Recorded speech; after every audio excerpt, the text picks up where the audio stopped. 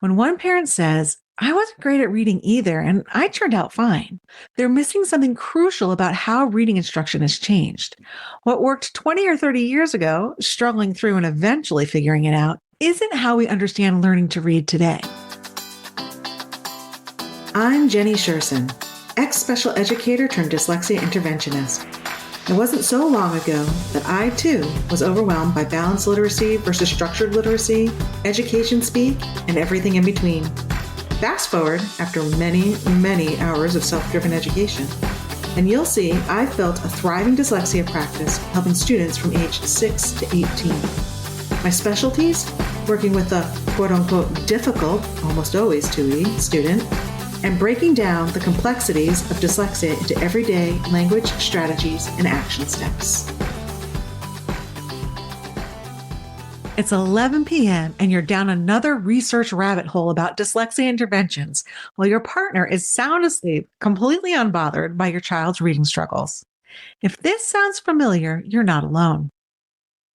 Today, we're talking about one of the most isolating experiences on the dyslexia journey, when one parent gets it and the other doesn't.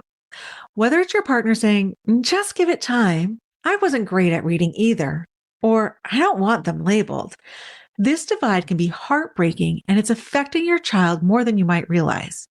You know your child is struggling, you see the signs, but when your partner dismisses your concerns, it leaves you feeling like you're fighting this battle alone.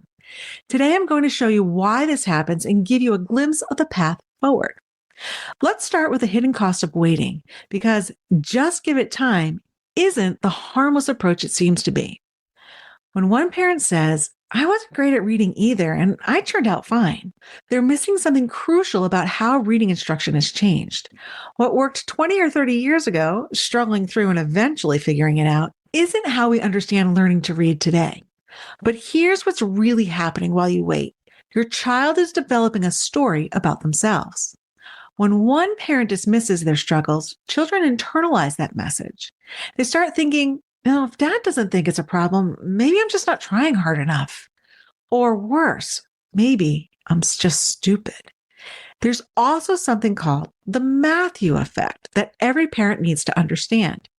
It comes from the biblical verse, the rich get richer and the poor get poorer. In reading, it means that children who fall behind fall further behind every single day. The gap between your child and their peers doesn't stay the same, it grows larger. Research shows us that if a child reaches the end of the third grade without the foundational reading skills they need, it'll take 4 times as long to remediate those skills.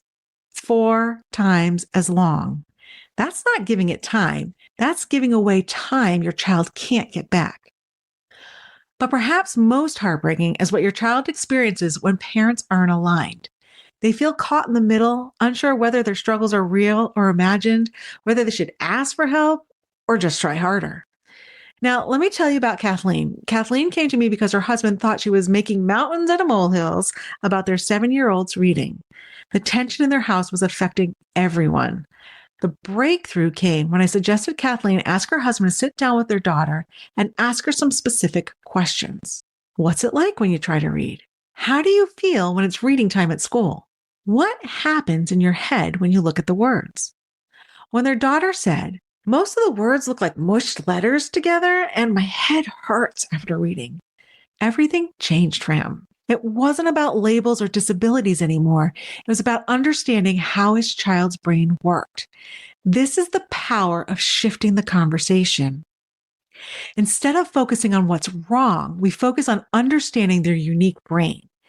Instead of arguing about whether there's a problem, we get curious about their experience. The most successful parents I work with don't try to convince their resistant partner through arguments. They do it through education and by making the child's voice heard. When a child can articulate their experience, it's much harder for a parent to dismiss it. Here's what I want you to know. This conversation with your partner needs to happen at the beginning of the school year, when you still have time to make changes and get support in place for the upcoming school year. Waiting until your child is failing or miserable makes everything harder. There's a framework for approaching a resistant partner that works much better than arguing or pleading. It involves shifting from emotion to curiosity, from confrontation to collaboration, and from feelings to facts. But it requires using specific strategies and language. You can also use meetings with the school and other professionals strategically to build buy-in.